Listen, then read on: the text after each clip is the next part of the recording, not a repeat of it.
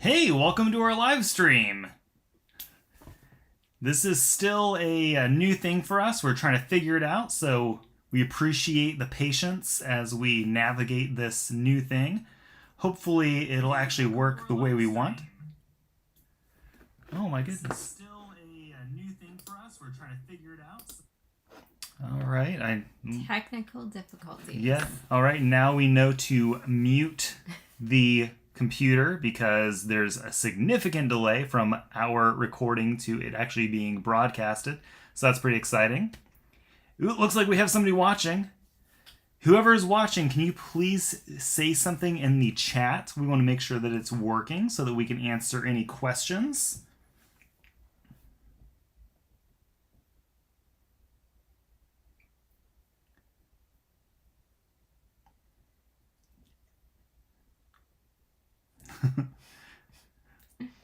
Oh my goodness, this is a little anxiety inducing with the delay. There's so much delay. Gotta love this country internet. Yeah. All right, we're gonna go ahead and get started. Oh, look, my mom said hi. We can actually see her chat, so that's exciting to know. I'm glad that my mom is watching and nobody else. All right, well, this will be recorded so that people can watch it in the future for those who can't make it on the live stream. So we'll go ahead and get started. All right, so the whole point of this live stream is to talk about our first year living on our farm. We bought our property in April of 2020, but didn't actually move into the home until October 4th of 2021. If you haven't already heard that crazy story, make sure you look up the video on our channel called Our Clayton Homes Experience. That'll explain why it took so long for us to actually move onto the farm and get started with all that we've been doing for the last year. So in this, we're going to kind of go through various things that we've done over the last year, and we're going to talk about the good, the bad, the ugly. We are going to talk a little bit about some of our financial successes, as well as things that maybe didn't go so well.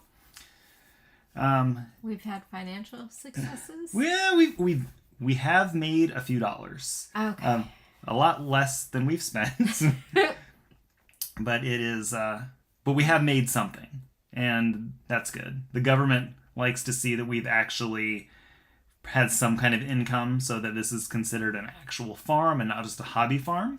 There are a lot of benefits to being a legitimate agricultural business, such as being able to claim tax exemption on the purchase of farm supplies and livestock and feed and all that good stuff.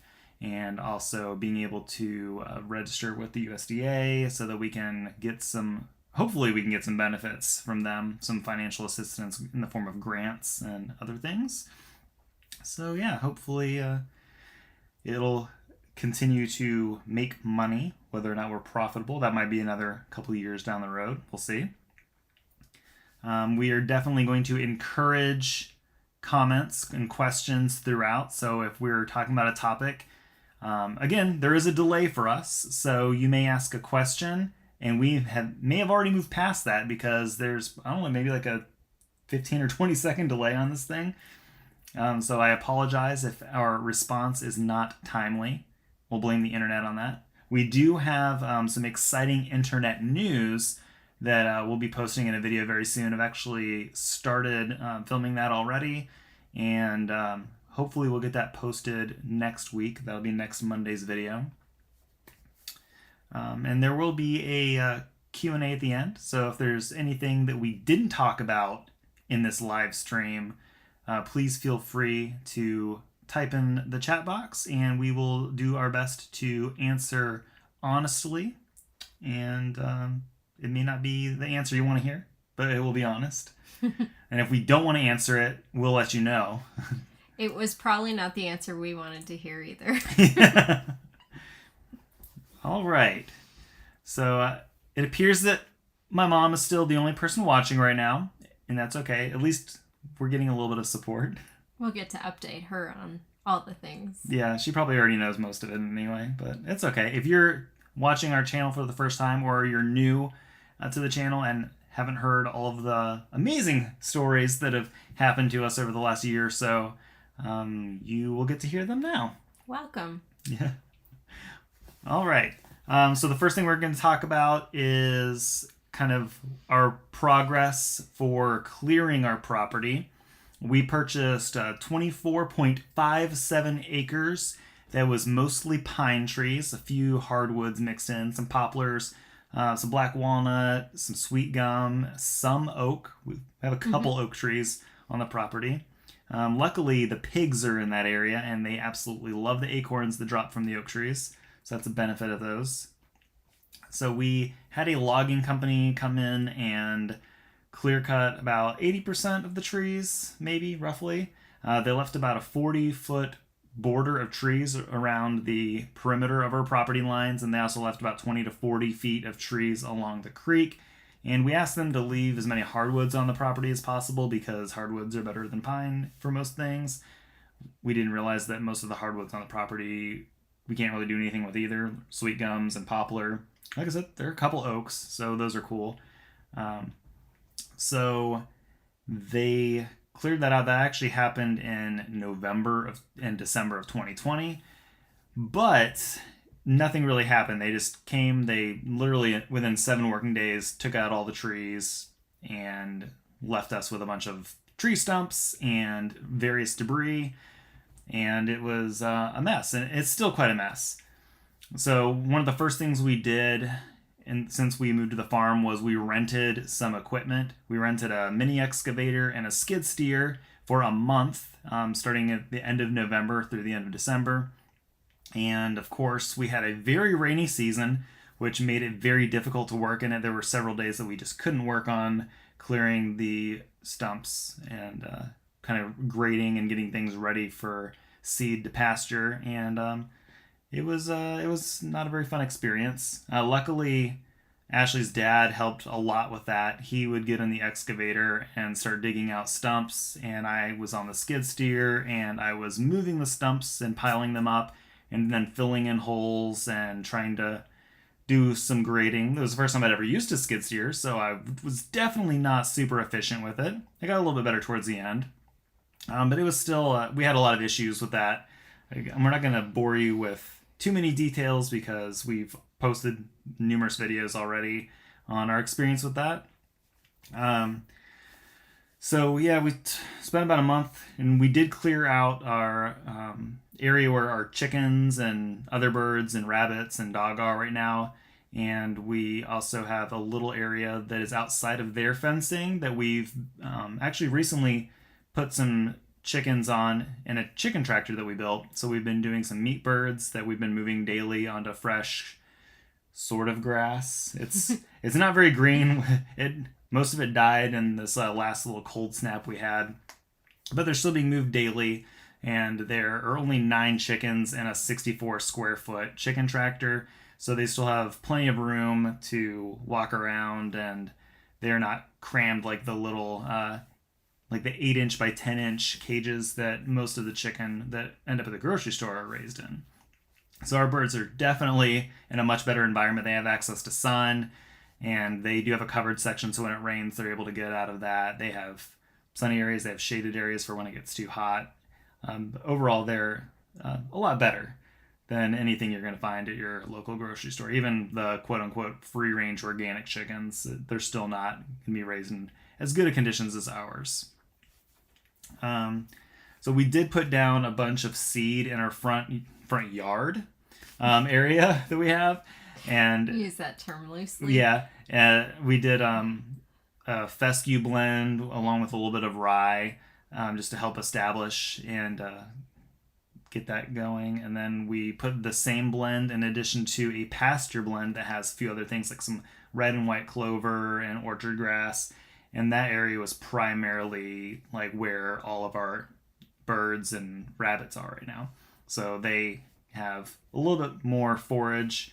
And actually the clover is doing pretty well. A lot of the grass is kind of brown and dying right now because of the weather. Season. Yeah, I mean, it'll come back in the spring. It'll be fine. But the clover is still nice and green and drawing in nitrogen from the air and putting it into the soil so that we have a nice fertile pasture so that when the grass does come back, it's nice and healthy. What did you put down before you put that seed down? Oh, yeah, we put down some lime. Yeah, we got 20 tons of lime that we spread in those areas, as well as about an acre and a half on the back side of the property. I actually kind of tipped my tractor and totaled it and almost died when I was doing literally my very last bucket full of lime. So that was exciting. There's a video on that. The plus side was that we did have it insured through the Kubota KTAC insurance, and even though it was 100% my fault, it was my fault. No one else caused it to happen. They did cover it. All we had to do was pay a $250 deductible, and they paid off our tractor, and we were able to buy a new tractor that's a lot bigger and more powerful, more than twice the horsepower, more than twice the lift capacity. It's a lot heavier and more stable. They actually filled the tires. So that's been a really good blessing. I mean, our tractor payment's a lot higher now, but the term is a little bit shorter, so it'll be actually paid off sooner than the old tractor would have by like a couple months, even though we're paying more than double the monthly payment. The payment's higher, but we will reap a lot more reward from this bigger tractor. Yeah. So it kind of works out. Yeah, and we were fortunate enough that the financing was still 0% on the entire term of the loan. So, it's nice that we didn't have to fork all that cash, and we're also not paying interest payments on that because it would definitely be even worse than our current financial situation, which we can talk about later. So what is the purpose of that lime that you spread throughout the property? I don't know. Why don't you talk? Why don't you talk some? That was me talking. Yeah, so our soil was extremely acidic. The pH was about 4.5, which is good for weeds and blackberries. And pine trees. But grass needs usually like 6 to 7 pH. 6.5 to 7.0 is ideal for super healthy pasture. Like the clover and a lot of the other really nutrient dense grasses and forage do better in that higher pH, that 6.5 to 7 range. So knowing that we wanted to have animals that graze on grass for their sole food, it made sense to have nice healthy soil for the pasture. So that's why we spent all that time and almost died to benefit the animals. The things we do for our animals. Yeah. Let's see. So we have a garden. Before we moved to the property, we spent a lot of time prepping an area that's about 5,000 square feet. We fenced it to keep deer out, and we thought we were keeping other things out, and we weren't. We even went back. No. We went back and put this netting around the fence, like about 2.5 feet high, thinking that would keep rabbits out, and they just chewed through it. And they went in there and ate a lot of stuff. And we think some deer even jumped the 7.5 foot fence, and because we found some kind of bedding areas. It could have been rabbits, or something larger than a rabbit, but smaller than a deer. I don't know. Yeah. So we had a lot of issues with our traditional garden. We wanted to do everything chemical free and as natural and organic as possible. So we didn't put any kind of Roundup or weed killers or anything like that into the ground. And one of the things that was really awesome when I was putting lime in our garden to raise the pH, and I used our tiller to get it worked into the soil, we also turned over lots and lots and lots and lots and lots and lots of weed seeds that had been dormant for who knows how long. And our garden pretty much got taken over by weeds. And it's just the two of us working in the garden. And it's like, 95 degrees in the summer with 100% humidity. And we would go out there and spend hours, and we'd be pulling weeds by hand because we had already planted things before the weeds sprouted.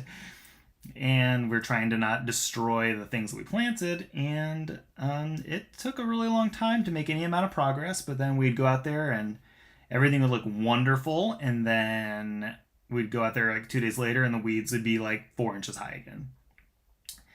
So we were pulling things up by the roots too, and they were just more things were popping up. It was pretty ridiculous.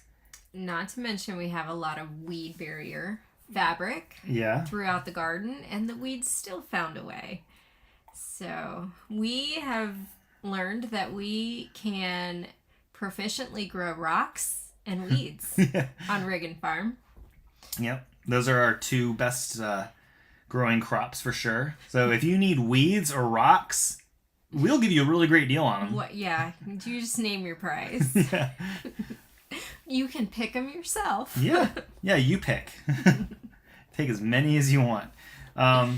Yeah, so it was pretty discouraging, and I know it broke Ashley's heart because she spent hours and hours and days and weeks working on this garden, starting things from seed, growing them inside under our grow lamps and with heat mats, and then taking them outside and putting them in our little mini greenhouses to get them used to being outside. And then we got them in the ground, and then the weeds took over. And yeah, it broke her heart, and it made her want to throw in the towel. And yeah, not good stuff. So, but we are not giving up. No, we don't give up that easily. No. So we're gonna try to cover the ground and kill the weeds, and just let it do its thing over the winter, and then try again in the spring. In the meantime, we've been working on some hydroponics, and so far we haven't harvested anything from it, but it is growing. We decided to, because we planted primarily cool weather vegetables in the hydroponics, we decided to build our hydroponics behind our house where it doesn't get direct sunlight most of the day. But then by the time we actually built it, of course, the season started changing, and now it gets very little sunlight. So they're growing, but just not as quickly as they could. Your mom would like some rocks. Yeah. We got you. And we also started our aquaponics system, which we've been doing some videos on recently. If you haven't seen those, check them out. We'll talk about that in just a little bit more, but that system is right next to the hydroponic system, and it actually gets a little bit more sun. So the things in there are actually doing really well. We did a lot of transplants that we actually put in our first video of when we built the system, and we've also direct seeded into the clay growing media that's in the entire bed, and which worked surprisingly yeah, well. Yeah, very impressed with how well it was. It worked to drop a couple seeds in there, and I'm just blown away with how easily they sprouted, especially after what a tough time we had getting things to grow in our actual clay. Right. Yeah, so we have some daikon growing that do really well. Daikon's like an Asian style radish, like the big white radishes that we absolutely love. We eat a lot of Asian cuisine, cook a lot of Asian cuisine. So Asian vegetables are something that we like to have around. And also it's kind of unique. So when we bring those to the farmer's market, we might be the only ones selling them. There are some ladies that sell bok choy, which kind of surprised me. And they actually set up next to us at the farmer's market a couple weeks ago, and everybody's like, what's bok choy? I've never heard of that. So I'm not really sure why they even grow it, because it tastes amazing. It does taste amazing. We love it. But it just doesn't seem like something that the country folk up here in North Georgia are into. But that's okay. We'll give them a recipe, and they'll love it. Yeah. Then we're also growing a couple different types of beets. What are the beets that we're growing? We have a Detroit Red and a Bull's Blood. Yeah. So yeah, she sprinkled some seeds in 2 different sections, and the leaves look very different, so it's pretty easy to tell which one's which before even harvesting. So that's pretty cool. We also have a few spinach growing. I think Yep. there are like 3 that have sprouted. They didn't do as well, but I will definitely put some more seeds in there now that I know they'll actually sprout, and hopefully they'll come up and we'll be able to get some more spinach out of them. Yeah. So pretty much in the year that we've been living on our farm, we have harvested a couple tomatoes, like not enough to sell, like barely enough for us to eat a couple times. We planted like we had like over 5,000, or was it like 5,000? No, 500 potato plants, and we got like 4 potatoes that weren't even very big. We got 5. That one was like that big. Yeah, yeah. The kids were like, "That's a potato," because it's very small. Yeah. Again, the weeds took over there and just completely smothered the potato plants. Um, we need to definitely do things a little bit differently. We did leave the potatoes in the ground because what we were finding on the few that we were able to dig up, they were starting to grow. And so we're going to let them overwinter and see what happens when they come up in the spring. And then we're going to try some different methods of gardening this year. We didn't really hill up the potatoes like we should have. We got so overwhelmed with everything else going on that we just didn't do what they needed. So this year we're going to do some different methods. Hopefully they will come up in the spring and then we can work with them and see if we can get them to grow better for us. Yeah, so we didn't get much produce. We got a couple flowers. We were able to give my mom. One bouquet. Yeah, my mom got 1 bouquet of flowers. She purchased 4. She pre-ordered 4. Thank you for that. We'll get you the other 3 this coming year. I have some beautiful tulips that are already in the ground that true. will be coming up hopefully in late March, maybe April, and they are going to be lovely. So we will definitely have some flowers for you in the spring. Yeah, so I spent lots of time getting those in the ground.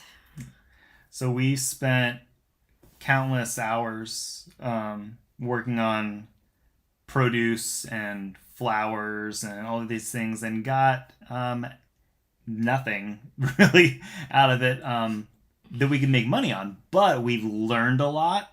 We learned that our ground was not suitable for a garden this early. We need to continue to condition it and probably work on just some cover crops just to get the just the nutrient levels where they need to be. And one lesson that we learned was we tried to do things that we'd done at our old house and just scale it up. And we learned that that's a really bad idea when you have just 2 people working on it that also have to have part-time jobs to pay the bills in the meantime. So rather than doing everything all at once and then going to the next step once that's done and then going to the next step once that's done, we decided that we need to work on sections. So we'll work on a section, like as far as putting down weed barrier and then putting the seeds or the plants in the ground, and then basically get those good to go. And then once that's going, then we can move on to the next section. We try to do a lot of succession planting within a single row when really we should be doing multiple crops within that one row, and then succession plant by moving to another row. I read several books to try and change things. We'll let the weeds have 2022, but next year we're going to change things up. We're going to do some no-till gardening, and we're going to layer some things on the ground that are going to block out some weeds, and we're basically going to build up from there. We're going to do raised beds or raised rows more, I guess you would say. Yeah. And do just change things and make it to where we have no space for weeds to grow, and we'll let you know how that goes, and we'll show you how we do it, and hopefully it works out a lot better than what we had going on this year. Yeah. Looks like we have some comments. Yeah. How's the new tractor compared to the old? We actually talked about that just a couple minutes ago. It is so much better. it was definitely worth going bigger in this Oh, instance. yeah. Things that we were struggling to pick up with the old tractor move with ease now. Like we have a lot of logging debris still that needs to be cleaned up, and there were a lot of stumps that the old tractor could barely drag, and the new tractor is able to lift them up, and we can move things around so that we can just continue the cleanup from all of the logging that we had done almost 2 years ago. Yeah.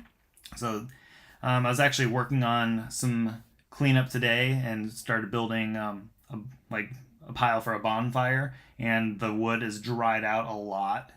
And it's so the fact that it's dry, it's a lot lighter, so the tractor has to work even less to do that. But it's yeah, so far it's been really great. The downside to having our old tractor get totaled and then getting the new tractor is our implements that we had purchased were all for the old tractor, and some of them will work pretty well. Like our grapple, for example, is actually a 60 inch. Is it a 60 inch? Yeah, it's a 60-inch grapple, which is still fine on this tractor. If anything, if we had upgraded to a 72-inch, then it would add a little extra weight, so we wouldn't have as much lifting power. So I think a smaller grapple is actually better.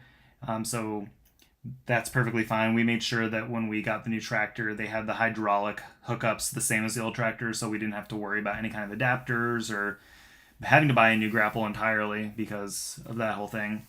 Our rotary cutter still works. It's not like if it was an extra foot in diameter, it would be better, but it still works. It's the same number of passes as if we had the old tractor, but there's a lot more horsepower, and we don't have to worry about it stalling out and all that. The box blade's a little small, and the box blade we got is light duty, and we really need a heavy duty. So that's something that we'll definitely upgrade at some point. Right now, it's just not a huge priority because our funds are extremely limited, which again, we'll talk about our financial stuff a little bit later in the stream. Yeah, so overall, the new tractor, like it's bigger, but it's not with our farm. It's not so big that it's hard to get into areas because I know a lot of guys prefer a smaller tractor because they're on smaller property or they're very wooded where the trees are close together and they have a hard time navigating. But for us, the bigger tractor is like 100% better. Let's see. Larry says, wishing you all success and nothing but the best. I pray all dreams come true. Thank you, Larry. We really appreciate that. We we pray the same thing. Yeah. Let's see, another comment on, do you guys do any prepping, stocking up on food supplies? Yeah, so one of the reasons we went with solar power, one of the reasons we wanted that is because we do process animals on our farm for our personal consumption, in addition to having animals processed to sell at the farmer's market and to customers that come directly to the farm to purchase. And we wanted to ensure that if there was a power outage, especially because we're in a rural area, and if there is an outage, it could take days or even weeks if there's a bad enough storm. And we didn't want to have, paid all of this money to raise these animals, all the time invested into raising these animals and processing them, just for them to go bad and have to be thrown out. We respect our animals and we try not to waste anything. So to have something that's completely out of our control, like a power outage, have all of that go to waste would just break my heart. And we figured with solar power, I mean, as long as the sun's out, and we have that battery backup, we'll always have enough power, worst case scenario, to at least power those freezers and our refrigerators. And if the sun isn't powering them, then we're probably all going to be dead anyway, because the sun, is kind of essential for life. So as far as that goes, yeah, we absolutely have plenty of meat in our freezer, so that would last us easily, what we have right now, for at least probably another 6 months to a year, depending on whether or not we had to ration it. And we always buy in bulk because we do live a little bit further out. We're not at the store every day, like a lot of people who live in the city. Like, that's actually one of the only things I miss about living in the city, was being able to go to the grocery store every day, because it's like a block away from my apartment. But when you are on a farm, I can go right outside and get fresh eggs and produce and all of that. So it's a pretty good trade-off, I think. But when we do go to the store, we buy like 25-pound bags of flour and 25-pound bags of rice and load up on pantry staples like sugar, salt. We have, I don't know, probably like 20 pounds of salt in our pantry just because if something crazy were to happen and the stores were to shut down, we would go through another pandemic type situation that we all experienced just a couple of years ago. Salt is something that is essential, and we don't want to be out of that. So there's that. We do a little bit of canning. Actually, before we were going to the farmers market, we had an abundance of eggs. So we have like a gallon sized jar of pickled eggs, which are awesome. We have a video on how to make those. If you haven't tried them before, we highly suggest it. We do can. We do try and teach ourselves new skills all the time. We keep a sourdough starter on hand all the time that we feed daily and keep it going. We make bread. We are just getting started with stocking things up. I'm hoping that with next year our garden will be better and we will be able to put more things away on top of us also having more to sell at the market. Yeah. So hopefully we answer that appropriately. And you'll definitely have a chance to ask more questions. So feel free to ask away. So we want to talk about the progress we've made with our animals since we moved here. When we were at our old house in the suburbs, we had 17 chickens and 2 ducks that we brought to the farm, and we did have some predator issues that have been since corrected, and we haven't had any since then. But we did lose 2 chickens and a duck to an opossum that got in. And then we had 2 chickens that got out of our fencing before we finished building it up because it was only like 4 feet high, and now it's about 7 feet high, so they're not able to get over it. Because chickens can jump or flutter at least 6.5 feet high. So if you want to get chickens and you don't want them to escape, you need to build something very high. And I've heard of people say that their chickens can go even higher than that. Since we've put up this new fencing, we haven't had any issues with them getting out. Well, we had one chicken get over at one point, and but she was trying to get back in desperately. We still haven't figured out how she did that. And we have experimented with clipping wings or clipping one wing, and we find that they can still, if they can get high enough, they can flutter and they can make it over the fence. So that's not always a solution. Yeah. Since then, we've raised multiple batches of meat birds, and we did an experiment where we got Cornish cross, which are the kind of traditional white, fast-growing chickens that are at all of the mega farms that raise chickens for the grocery stores, and even a lot of homesteaders and farmers like us that do pasture-raised animals also do them. In fact, we have 9 of them in our on our property right now that we're going to be butchering in just a few days, and they are fast growing and efficient, and they produce big, breasts. And a lot of people really like white meat, so it produces the chicken that people are used to seeing. And unfortunately, majority of customers, even when they want all natural products, we're finding that if it's something that they don't see or doesn't look normal, there's a bit of an aversion to it. They want something that's more comfortable and just recognizable to them. So the chickens that have the smaller breast that grow out a little bit longer, and they just and they're smaller. Like, people aren't used to that, and so they like to see a bigger bird that's the proportion that they are used to seeing.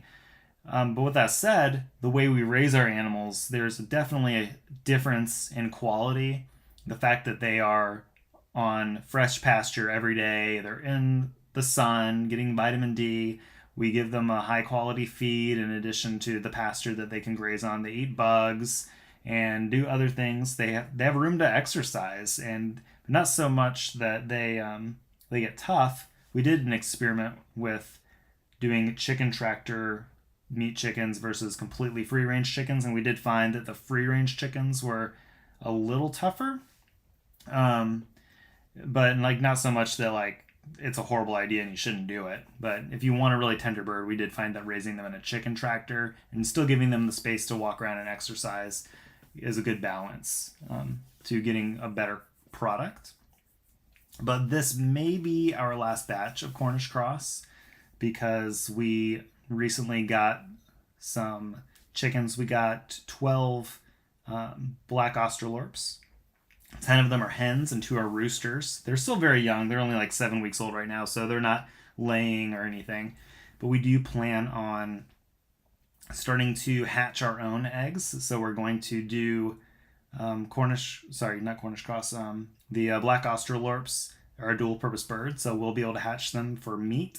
And then we'll also be able to keep the females to add to our laying flock. So the roosters primarily will be used for food.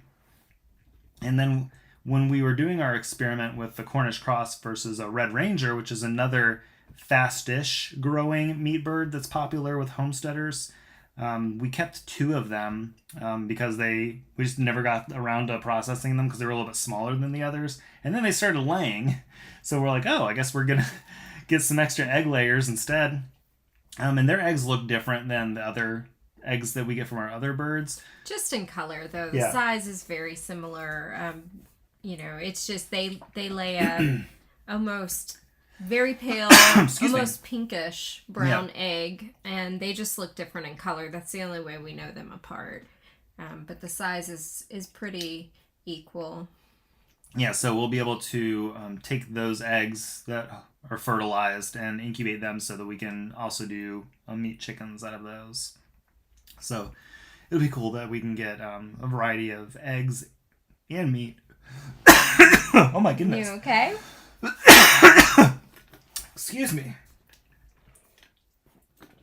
All right. Why don't you take a break for a second? Dee has another question. Do you guys plan on making your full income from the farm without having to work other jobs? If so, what do you think will be your most profitable item or items to sell? So we definitely hope to have full income from the farm. We tried a few months back. I stopped working full time. And we experimented with that for a little while.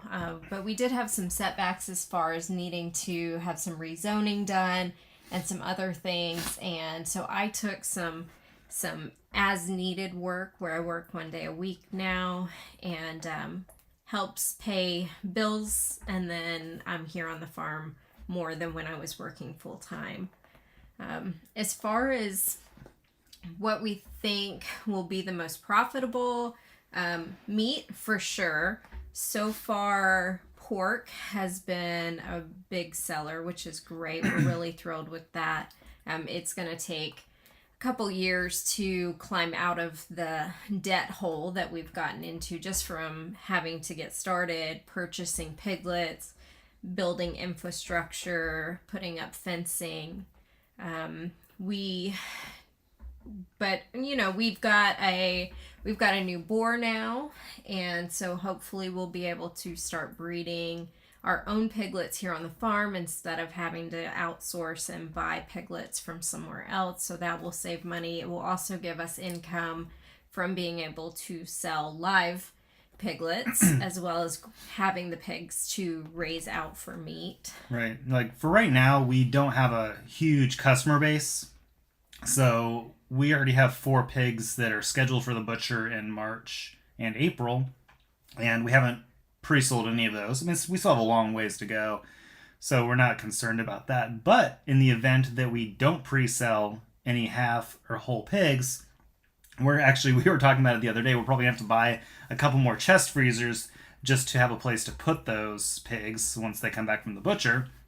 And we'll, so when our pigs that we are breeding, when they're having like 8, 10, 16 piglets per litter, there's no way that we can raise them potentially 16 piglets every 3 months when we have a new batch of piglets being born on the farm. And there's just no way that we're going to have the space for all of those pigs right now. And we definitely don't have the customer base to be able to sell them, because we don't have the storage space when they get back from the butcher. It's like, hey, like these pigs are coming back from the butcher on this day. You need to be available to pick them up because we don't have the space for them. So our goal is probably to only keep like maybe 2 to 4 pigs per litter at first. And then once they're weaned, sell the others as live pigs to other farmers or homesteaders that are looking for a high quality heritage breed pig. So getting, if we're able to get $100 for a weaned piglet versus being able to profit, $800 to $1,000 from a pig that's been growing for the last 10, 11 months. I mean, obviously there's a big difference in profit, but being able to actually have a customer is more important, because I'd rather get $100 for a pig than get $0 for something that's sitting in our freezer that can't even fit in our freezer, that just goes to waste because now we've spent an additional 9 months of feed on those animals and that extra time and attention and hauling them to a butcher and all of that. So yeah, we're hoping that we'll be able to get to a place where we'll be able to actually process all 12 to 14, 16 piglets and have a customer waiting for them, lined up on a waiting list even. Like, that'd be great to get to that point. But we just don't know yet. We have a lot of people at the farmers market that are coming up to us and talking about pre-ordering, and they have, several months to go. We have another, 4 months before they're going to the butcher. So a lot of people have told us we're looking for a chest freezer. Everybody's moved to the area and we're still getting settled. Once we get a chest freezer, we'll definitely want to fill it up with some fresh meat. So we're hoping that some of those people are, when they're taking our cards and talking to us, that they are serious. And even if, we're able to pre-sell 2 pigs worth of pork and have 2 pigs worth of retail and individual retail cuts to go to the freezer to bring to the market, I'd be very happy with that. We have found that people can definitely tell the difference in our pork versus what you would purchase from the grocery store. We do try to have heritage breed, which is marbled different and definitely has a flavor difference. It is hugely impactful for these people. We have repeat customers every single week, so that's great. Our customer base is not very big, but they are loyal. They've tasted it, they love it, they reach out to us and order online or come back every weekend to see us. So that's pretty rewarding in itself to see that people can taste the difference and that they are willing to pay the higher prices for it. We didn't know for sure how that was going to work out, but we feel pretty happy with the results so far. Yeah, we charge $14 a pound for bacon, and we've sold out of bacon already. We're not going to have any more until we get our pigs back from the butcher in March. And they're already waiting for it. They're ready. Yeah. The other thing, it's not that it's hugely profitable, but we find that the fresh eggs, people love them. They come looking for them first thing Saturday mornings. They're there, they're waiting, they're ready. They want eggs. We sell out of eggs almost every single week. Yeah, actually this past weekend was the only time we left the farmer's market with eggs. We had a dozen eggs to bring home, and Ashley was excited. She's like, yes, I can finally eat some eggs, because he doesn't let me have eggs anymore. We sell them all. I'm like, our customers are important. We want to make sure our customers have the eggs. We want to hook them. And it's awesome that people come back. We have people bringing friends and neighbors. These are the people I was telling you about. This is that pork I was telling you about. Do you have any eggs? I want you to see these eggs that these people have. They look awesome and they taste even better. So it's really encouraging that already we have fans of our products. Another thing that definitely shouldn't be downplayed is our soap. We started making soap as kind of a rainy day activity. It's raining cats and dogs outside. We can't be working in the garden right now. We're just going to be slopping around in the mud. It's dangerous to like, Mm-hmm. with our terrain to be out there when it's really rainy. So Ashley had some experience making soap before we even met and had a lot of supplies, and then we decided to do this and see how it would work. And our farmers market that we go to has several other vendors that sell handmade soaps that are very similar to ours. But we've been doing pretty well with those. We have a lot of interest. Actually, one of my favorite soaps we've sold out of. So we're having to make another batch of that really soon because everybody loves that. And we have some seasonal stuff that we've made. We have some more seasonal things that are curing right now, and some other recipes that'll probably get made this week for the Mm-hmm. holidays because it takes about 4 weeks for the soap to fully cure so that we can actually sell it. But it's a little time consuming, and like I mentioned, it takes 4 weeks before you can actually sell it. But we have a pretty decent markup on it, so the time in it is, I mean, our time is definitely valuable. But again, we're doing this when there's not really anything else productive we can do on the farm. So it's nice that we're able to take that downtime and turn it into a product that a lot of people really like. They do. They seem to really like it. And it's something that we can do inside the house at night when it's dark, especially these winter months when the time changes and it gets dark really early. In the summer, we can work outside until almost 9 o'clock some nights because the sun stays out so late. But now it's getting dark by 6 o'clock, Yeah. and there's a lot of time left in the day, and it's something I like to do when Nick goes to work sometimes too, because it still gives me something to keep productive and we can turn it into more money. So it's something that we started doing not knowing how it would turn out, how it would be received, and if people would like it. But I mean, we get customers sometimes that's all they come and buy, and they buy several bars, and it seems to be a pretty good activity. We've done pretty well with Yeah. it, and you know That's another question.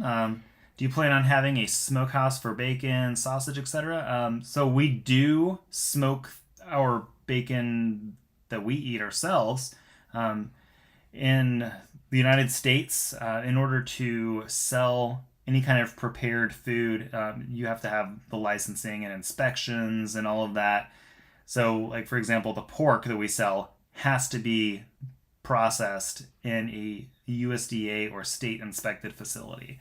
Anything that we process can only be used for personal consumption, which is fine because it's super expensive to have animals processed at the butcher, and being able to save the money, especially in the situation we're in right now financially, it is great that we can do it ourselves. We have the skills, and we're able to, again, if things were to get super crazy and there wasn't a butcher to take our animals to, we have the knowledge and the basic tools to get the job done.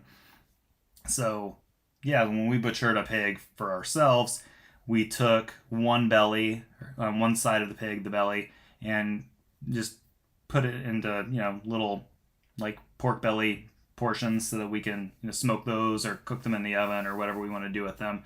And then the other half we cured and made into 3 different types of bacon. We made a video that showed that process so that anybody who wants to make bacon of their own can watch that video, and it works out pretty well.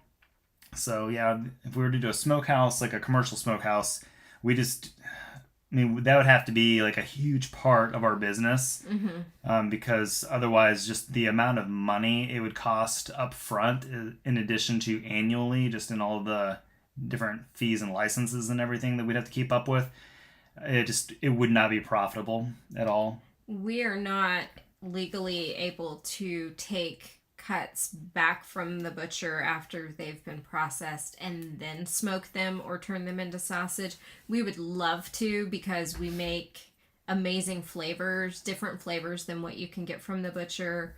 And we can customize things a lot more, but we can't legally do that. Once they're packaged at the butcher, they have to stay packaged until the end consumer opens them. So we are not actually able to make that happen, although we wish we could, because we would love to be able to share that with people. Absolutely. And that's one of the reasons we've done a few cooking related videos, and we definitely want to do a lot more. I mean, sometimes it's hard because we have the farm to run, we have our part-time jobs, we have 4 kids, and usually when it comes to dinner time, like we are like, oh crap, it's like almost like 6 o'clock. We haven't even had a dinner yet, and kids need to have baths and get to bed and everything. So we don't have time to make the dinners that we want to make in the first place, like let alone have the extra time to film them. But we definitely want to continue to set some time aside. So if there's anything in particular that you would like to learn how to cook, please feel free to let us know. And if it's something that we can do, then like once we get the time, we'll definitely make a video and honor that request, because we want to make sure that people know how to cook for themselves. Like I went to culinary school mainly because I knew that it was a skill that everybody should have some kind of skill in the kitchen, because eating out all the time is ridiculously expensive. So if you can do for yourself, not only save the time and money, but what's going into your food, and just that alone I think is worth, like, I mean, that's priceless. Knowing what you're eating versus like hopefully they're putting good quality ingredients in there, because even we actually purchased something at the Costco a couple weeks ago, and it was supposed to be 100% organic, and I was looking at the label after we got it home and found that there were not only ingredients that were not organic, but there were also some ingredients that are not sustainably harvested. So it's like, oh great, now I'm like attributing to like deforestation and like indigenous peoples losing their homes and species of animals becoming extinct because I bought this organic product from Costco. So yeah, something we're very passionate about, if you can't tell from our lifestyle. But yeah, it's... We try to make our soaps with only sustainable ingredients. Right. And one of the ingredients is something that we will not use in our soap. We change recipes and stuff to make sure that we are not adding it to our soap, and then to find out it's in a product that we bought and we were going to eat, it was kind of frustrating. But yeah. You just gotta make more things at home, I guess. Yeah. Let's see, we got another question. How did you acquire the skills to build all the infrastructure and other projects you've shown videos of doing? From other YouTube videos? Yeah, a little bit. Like there are things that are definitely trial and error. And I think that's something we try to be transparent about in our videos, is like, hey, like we're doing this thing. It may or may not work out. Make sure you subscribe if you don't already, because we want you to know whether or not it works. And we don't want to, build up this, I don't know, this like great idea that it is not.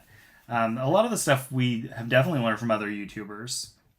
And a lot of the things, actually, Ashley's dad has helped out with. He's been in a couple of the videos. He's doesn't necessarily get really involved with them. It's more just like, hey, do this thing, and I'm going to put a camera in your face while you're doing it. And he just, works and pretends like it's not even there.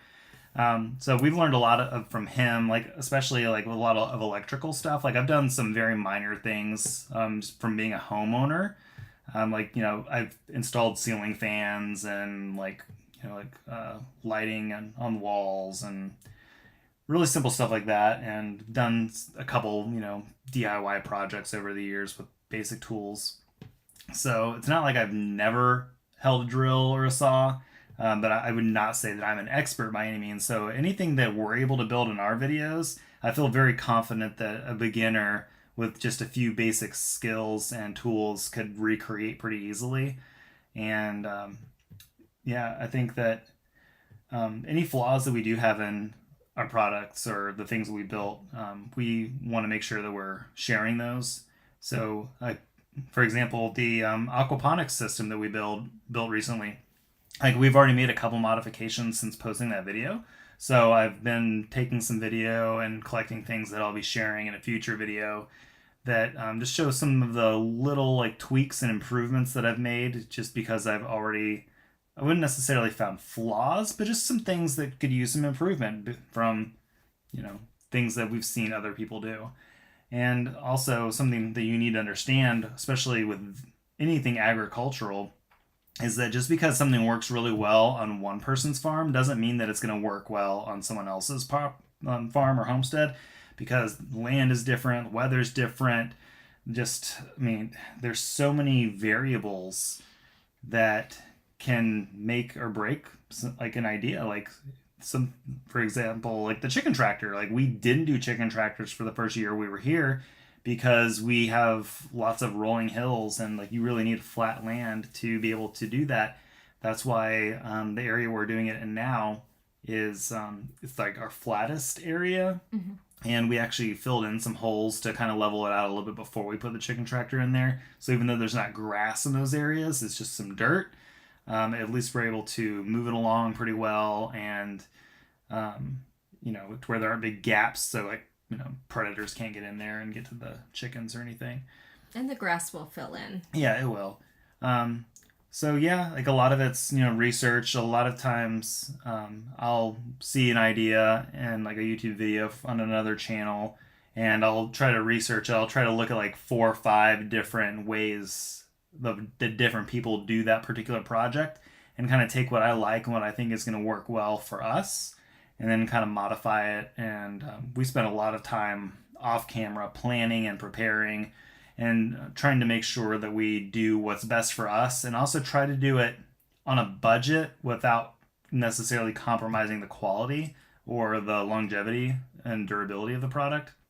As we mentioned in previous videos, it's one of the things that we've learned is that sometimes you need to spend a little bit of extra money in order to prevent having to spend extra either replacing or with upkeep.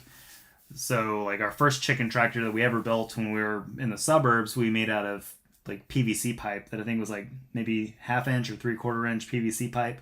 And it worked really well for what it was, but it was more of like we can let our chickens out in the yard for like a couple hours at a time supervised. It wasn't something that was predator proof or like super durable. It was more of a way to allow the chickens to free range in the environment we were in. We Right. lived a in a city environment. We were only allowed to have so many animals, and it gave us a way to give them space that they could eat grass and get bugs and not have overhead predators getting them or have them in the neighbor's yard and stuff like that. So it just gave us a way to do what we wanted without any chickens escaping or getting injured. But it worked really well. Yeah. We also spent a lot of like a ridiculous amount of time in the aisles at Home Depot building things and getting strange looks, putting pipe together and doing different things to see if the pieces work the way that we envision that they will work. So we're those people in the aisles, and they don't seem to mind a whole lot. They look at us a little strange. We spent a lot of money at Home Depot, so they get over it. Yeah, we come and ask if we need help, and sure, hold this piece down there, and we do a lot of things, but it tends to work. And I think a lot of what we do is, find things that we like. Sometimes it's hard to find something that's 100% the way that you want it for your specific project, and so we find what we like and then just create it ourselves, modify it. Our hydroponics tower is completely our design. We looked at some different options and couldn't find exactly what we wanted, not anything that would work for what we wanted. Right, in the space that we had. And so we just modified some of the other things that we saw and just created something that was the size that we needed and the design that we wanted to go with, and it turned out really well. Yeah, and a lot of times people who do these builds, like I watch some videos sometimes with guys who have way better carpentry skills than me and like awesome workshops with every tool you could imagine, and I'm thinking to myself, I would love to be able to do something like this, but I don't have the tools and I don't have the skill. So what can I do to make it easier? And then sometimes, more affordable, because like Like, well, yeah, they're using this like super expensive type of wood, but can I do something that's a little more budget friendly without again compromising the quality? Like, I don't care what it looks like. I just want it to work. So I think I'm definitely more of a function over fashion kind of guy, and I definitely um, that translates into the things that we do on the farm as far as like not what we sell because everything that we sell we want it to look good. But it's yeah just want to make sure that everything works the way it's supposed to, and if it looks nice, that's just a bonus. And then I usually fix what he's done to make it look nicer. Right. Yeah. So I'm like, our process is interesting. A lot of times I'm like, okay, this is my idea. Like I'm the idea guy, and like I like use my hands and like use like different props. Yeah, props. Like so it's gonna be angled this way, and we're gonna do it this way, and then she kind of like grounds me and she's and like, then I tell him all the reasons that won't work. Yeah, and then I'm like, oh, okay, like that makes sense. She like explains to me why it doesn't work instead of just shutting me down. And sometimes I just had to work things out for myself, just say my ideas out loud, and I kind of talk myself out of it. And she just happens to be there, like looking at me like I'm a crazy person. But it's okay, it works. I wouldn't look at you that way if you weren't crazy. Yeah. So yeah, we definitely have some skills going into this, and we are learning a lot along the way, and we're very much beginners. So hopefully that answers that question adequately. And we'll try to keep passing on what we learn so that other people don't have to learn from the same mistakes as us. So speaking of budget, have you found any cost-saving methods or strategies you can share? I'm trying to think if there's like necessarily a strategy. A lot of times we do cross-reference different companies that sell products, do a lot of research on what is going to be the most cost-effective place. Or it's, for example, the chicken tractor that we built, which I will be making a video on that relatively soon, hopefully.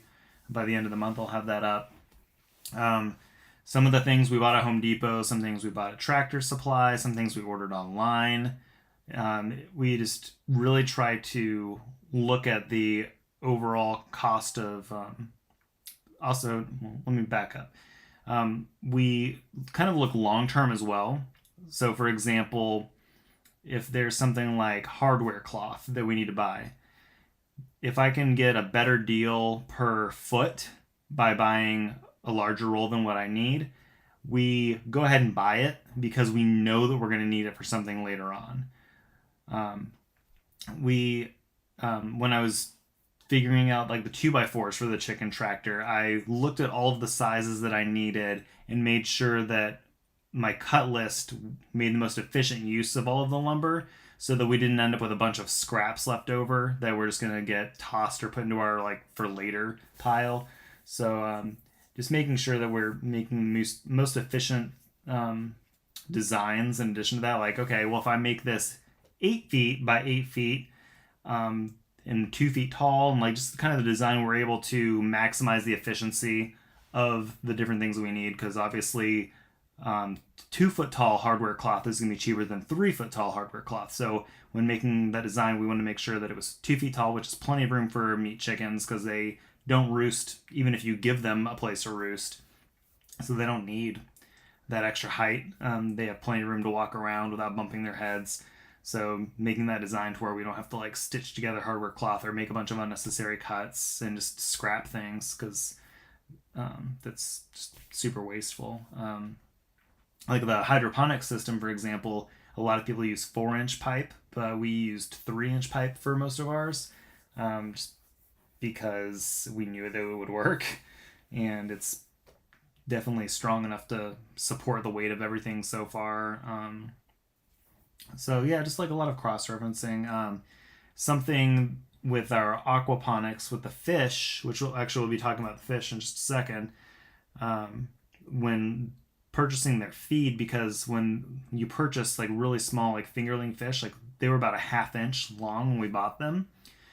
they require a different type of feed than when they reach 2 inches. And then when they're about 4 inches, they require a different feed. And then when they're 5 to 6 inches, they require a different feed, just because their nutritional needs change as they get bigger and older. So it was really cool. The place that we bought our fish actually bought these what they call pro packs for their feed, where you put in how many fish you have, and they send you the exact amount you're going to need of each stage until you get to the final stage. And in that case, they sell the final stage food, but then I found out that Tractor Supply sells it for, I'm wanting to say it was like literally 5 times cheaper to buy it from Tractor Supply. So we're like, okay, we will buy this pro pack of the first 3 stages of feed for the fish, and then we'll just go to Tractor Supply for the final stage. I think our number one money saving or cost saving that we do is planning ahead. When we purchase things, when we make purchases, we try to think long term and what the end game is with that. So we were purchasing piglets, and we had discussed the cost of getting a boar, having to house a boar, having to build another area for him to live in, having to feed him.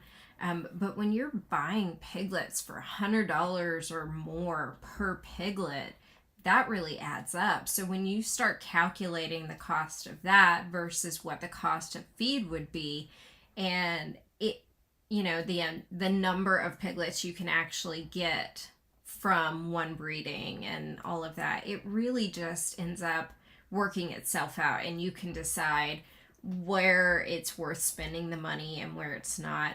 We definitely saw the value in having a boar on the farm to be able to breed more piglets because of the cost of buying piglets. For us, that worked out. Not everybody has the space to do that. Right. And then as far as like plants, things that we grow, you always are going to save by growing from seed. It takes longer, there's more planning ahead, but it cuts your costs drastically versus buying plant starts. So many things are pretty easy to get started. And then we look at buying heritage a lot. Buying anything that is heritage means that you're cutting out the factor of it being a hybrid, which means that you can, for most of the seeds, you can save your seeds from year to year. So that initial investment, whatever you buy, you are able to save seeds, and then you're not having to purchase those anymore. So you can buy a small pack of seeds and then save those seeds every year, and you're not having to spend that money. So those initial investments really add up. Yeah. Yeah, even like soap, we knew that like we're going to be making soap. So rather than buying small containers of things like lye, like, buying a pound or 5 pounds of lye at a time, we bought a 5-gallon bucket. And because it's something that's never going to expire. And even if we don't sell soap like as a main product, we hope that we can continue selling it even as much as we are now. But we use our soap. Mm-hmm.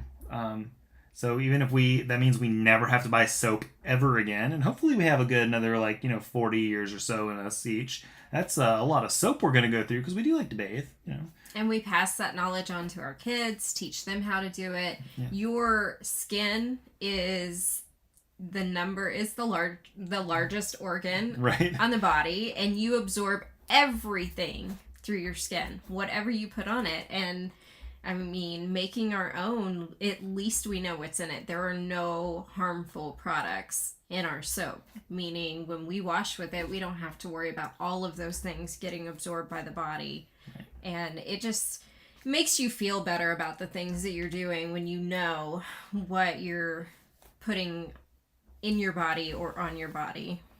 Yeah. All right, we're gonna try to get back to animals. So we haven't really posted a whole lot about our rabbits in a while.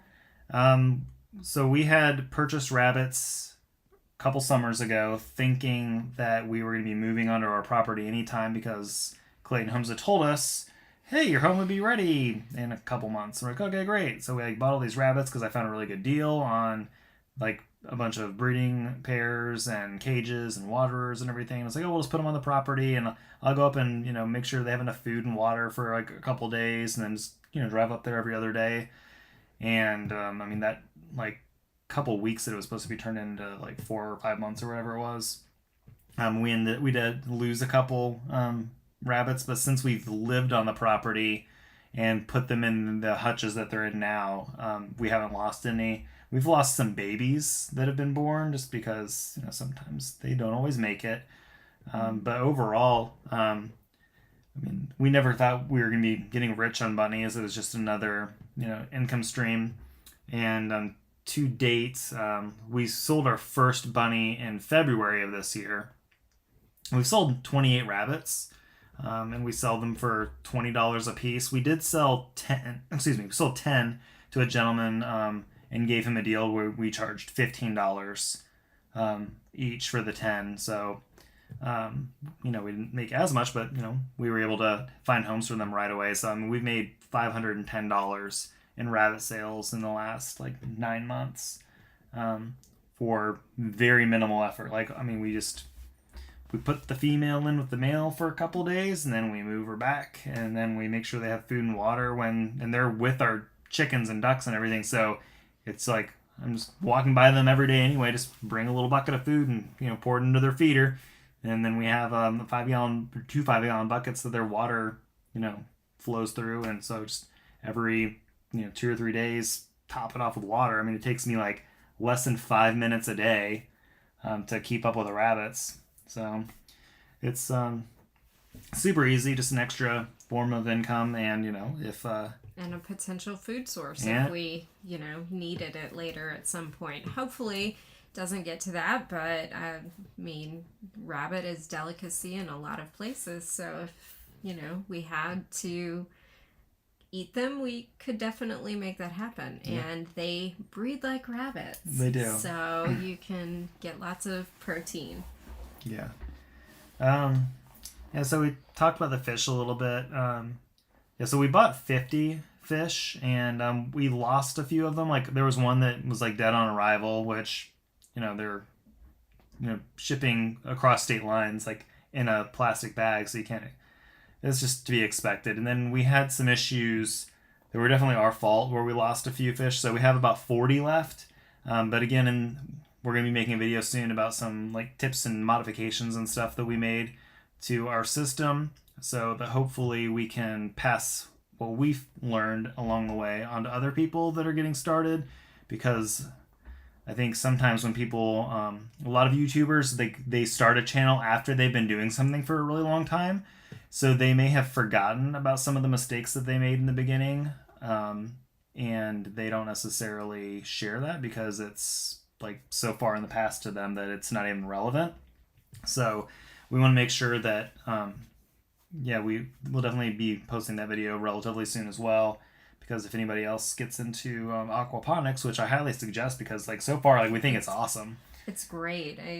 It's low maintenance. My vegetables are super happy so far. Yeah, and like, I mean, so many people have pet fish anyway, and like to just watch them and enjoy them.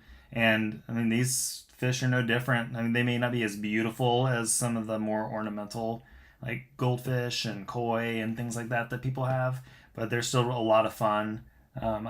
We feed them 3 times a day right now, and I love going out there and watching them go crazy for the food. It's entertaining. And they almost double in size every 2 days. Yeah. Like, it's crazy. Sometimes you would almost swear that they've doubled in size since the last time you fed them, because they look so big every time you go out. Yeah, we got them. We've had them for what, 3-4 weeks? Like, not even. I don't think 4 weeks yet. Yeah, we've had them for, I think it'll be 4 weeks in a couple days, and they were like a 1/2 inch when we bought them, or when we got them, and like some of them now are probably like 2.5, almost 3 inches. It's crazy how much they've grown. So yeah, we're super excited about that. We have a lot of plans to breed them as well, so that we don't have to buy from a hatchery or a fishery again. Mm-hmm. And they're relatively easy to sex once they get to a certain age. So again, we'll be sharing everything that we learn and pass that on to our subscribers and other viewers who should subscribe, and hopefully encourage you guys to do something that's like super easy and rewarding. And it's good for you. I Yeah. mean, you're growing vegetables, you're growing fish. Yeah. And Lean now, protein. yeah, and tilapia do get they do have a bad reputation because of the way the majority of them are farmed. Like, not to be gross, but most of the tilapia you find at the grocery store, their number one food source is either pig or chicken waste. Like, they literally feed them poop as their only food source. And I mean, tilapia are survivors. They can survive pretty much any condition you throw at them, which is one of the reasons they're great for aquaponics, because you don't have to worry about losing them, like, really, because they can survive just about anything that, as far as water conditions go and food. But again, like our other animals, we don't want to just be like all the other farms out there. We want to make sure we give our animals a good life and give them high quality feed so that they're as healthy as possible, so that when we eat them, we get the most nutrition out of them. So the way we're raising them, in addition to the commercial feed, we're actually going to be growing duckweed really soon. We'll talk about that. We're going to do like a little duckweed, have like a duckweed farm that we are able to grow and supplement the feed of the fish as well as the chickens and the pigs, to cut back on our feed costs substantially. And it's just more, it's super nutritious for them. So yeah, definitely look out for that video. We'll experiment with it, and then hopefully if it goes well, we'll walk you through how to do it yourself, because Yeah. it's supposed to be really good. Hi, Nell. We're glad you made it too. Yeah, you definitely. I mean, we've been live for an hour and 16 minutes. So yeah, we're getting towards the end of our topics, and we'll definitely answer more questions if you come up with anything towards the end. So bees, we got bees. We had two hives before we moved to the property, because we thought that they would be low maintenance, and since we're up here several times a week anyway, they would work out well. And then they didn't. They left. And then we got a hive started after we moved here, thinking, oh, well, if we're here every day, we can check on them and everything, and it'll be better. And it wasn't better.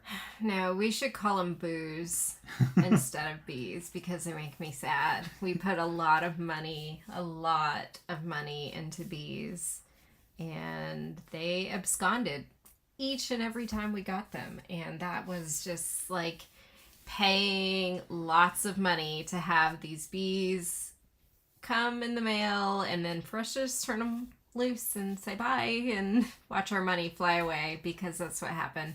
But we've talked to some different bee keepers, and hopefully we've learned some tips and tricks. We are not going to invest in bees in the spring, because it's just, we have so many other things going on, and we're clearly not good at bees. Yeah. So if you have tips about bees, let me know. But we will try to see what happens. Maybe we can catch a swarm. We're not going to give up on bees, but we'll try and catch a swarm if we can. See if any swarms are in the area being a nuisance for anyone, and maybe they'll let us come and collect their swarm or something. We're definitely not going to give up, but it's not going to be a purchase that we're going to make anywhere in the near future, just because we can't keep throwing the money away. But we would love to have bees here. We have lots of things for them to eat, and bees are the future. You really have to have them to pollinate and for people to survive. We need bees, and we don't use pesticides and stuff here on the farm, so it's a good, safe place for them to live. But until we get better at it, we just can't keep sinking money into it. Yeah. Now, there is a success story with the next animal we're going to talk about, and that is our kittens. So we did, for those of you who've been following us for a while, we did have an incident where one of our farm cats got really sick. We still aren't 100% sure what happened to her, but we took her to the emergency vet, and we actually posted like a video like every day with an update on how she was doing, and she's fully recovered. She's super playful and happy, and her brother are expert rodent catchers. We've caught them eating dead mice and rats several times. So we're they're doing their job. They're paying their rent. Yep. So yeah, we've there's another video. We have a bunch of footage of our rodent issues we've had. We actually posted a thing about our being in our home for a year, and the number one flaw with our home was the fact that they pretty much designed them to invite pests into your home. And we had a mouse get into our kitchen and chew the wires on our dishwasher and made it not turn on. And we had to patch a hole in the floor and splice wires together. And the dishwasher works now, but it was not a good situation. Could have easily been avoided had they just, taken that extra couple minutes to seal it or whatever, like knowing that there was a big hole in the floor. But anyway, we've tried some commercial things for rodent control and like traps and baits and sealing things and trying to create physical barriers, and the cats are the best thing.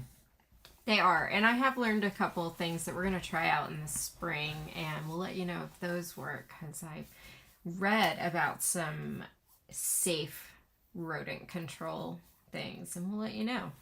Yeah, so the cats are awesome. They greet us whenever we go outside, beg for food and all that. We feed them. They don't have to live on rats alone. They beg for attention more than food, but yeah, especially Ellen, to the little boy. He wants to be right there with you, and when I'm going to feed the chickens, I close the gate behind me and he can't get in, and he just cries and cries. He follows you to the garden. Mm-hmm. He likes to help, roll in the weeds while you're pulling them, and yeah, he follows. They definitely bring smiles to the farm. Yeah, follows me when I go to feed the pigs, when I go to check on the fish. He's right there with me. Luckily, he hasn't discovered the fish. We're definitely gonna have to come up with something in the near future to keep them safe from him, because I think he might try to get into them once he realizes that they're there. Probably. Yeah. Let's see. We talked about soap already. We want to talk about that. Something else that we do, kind of getting towards like ways that we make money. We make our own shirts. Neither of us are wearing them right now, but we do have a lot of Rig and Farm shirts that we wear to the farmers market. And we, they're good conversation starters. Like, we made a shirt that like we need to like mass produce them, because I really like the design and we get a lot of attention. But it says pasture raised heritage pork, and has pictures of pigs, and it says Rig and Farm. And we were wearing them at Costco one day after we went there, a few hours after we had finished up at the farmers market, and like everybody was stopping us, and they're like, "Where is that?" And they're like, "Is that like a local place? Like, is that your farm?" Like, it was like every other person we walked past was like stopping us and asking us about this pasture raised pork. And we're like, wow, like this is like awesome advertising. And like, we actually just got some new business cards made and keep those on us at all times. So like, just like walking around has been pretty cool, because we're getting the word out, and we start talking to people about our YouTube channel. I'm like, oh yeah, like, watch our videos, like post pictures on Instagram all the time. People like get really excited. I mean, obviously, if you guys are watching this, like, you're part of that, all 4 of you. It's I don't know, it's really cool to be able to see where your food comes from, and being able to just be get to know your farmer, because when you go to the grocery store, you don't know who raised that chicken. So that's been pretty cool. And then we also made shopping bags. Sorry, our office is like a complete mess. We have some kind of hanging over there on top of my synthesizer. Like right there, there are a couple canvas grocery bags just kind of hanging out right there. We sell those at the market, and they say Riggin Farm on them. They have a pretty cool design. Can't access yeah. one right now, but they're on our website. Check them out. They're super cool, and we picked out a great size bag. Yeah, they're really they're 15 inches tall, 15 inches wide, and 7 inches deep, and they have like a flat bottom. Like what's it called? Isn't there like a special name for that flat bottom? I think they're, I don't know. They're a really good size bag. They're great for the grocery store, and using those is really great advertising as well. And so it's pretty neat to be able to, again, get that out. And they're reusable, so people really like that, especially the people that come to the market, because they like to bring their own bags in. When they don't have one, you can encourage them to purchase one, and then they have one for next time, so they work out really well. So that leads into our next topic, which is the farmers market. So we've done 5 farmers markets so far. Our local farmers market, it's about 20 minutes from us, and they do it every Saturday. And their winter schedule, or fall/winter schedule, is like 9 a.m. to 1 p.m. And we actually started the very first day of the new time.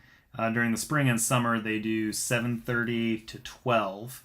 So a lot of the customers were confused. They were there like when we were still setting up, like trying to buy stuff, because they didn't realize that we opened up an hour and a half later. And then we've noticed that around 12 it kind of dies off, because a lot of people think that it ends at 12. So that last hour is pretty slow. We still stick around until 1 o'clock. We usually start packing up about 10 minutes beforehand, just so that we can end our day a little bit earlier. But it's been, we mentioned it earlier that we already have a lot of repeat customers. In fact, I'd say most of our customers 2 days ago were repeat customers. Mm-hmm. Yep. Yeah, people come back, looking for our eggs. There was a gentleman who the previous week bought a dozen eggs and a pound of sausage from us. And he came again this past Saturday, and he's like, the sausage was awesome. And he's like, I definitely need to get a dozen eggs and another pound of sausage. And like we're, getting the sausage out of the freezer. He's like, go ahead and make it 2 pounds of sausage. And like, so it's like really awesome that, our product is like really stands out that much. In which, we've been saying it in our videos, and we hope that you guys take our word for it, that like our pork really is just unparalleled, like anything you've ever had before. Like, it's between the breeds and the way we raise our animals, it's crazy how different it is. Like, it's beefy, but it's pork. But then there was a woman who came by, and she's like, we got some ground pork from you last week, and it was so good. And she's like, my husband absolutely loved it. I need another pound right now.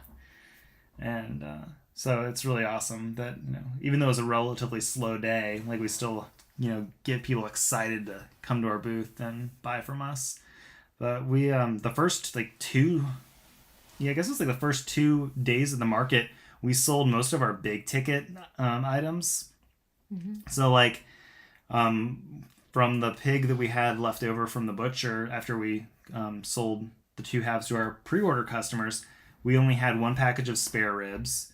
We sold that. We only had 1 Boston butt, because the other customer wanted them cut into blade steaks. So we have a bunch of blade steaks that we still need to sell. But, this big like 11-pound Boston butt we sold.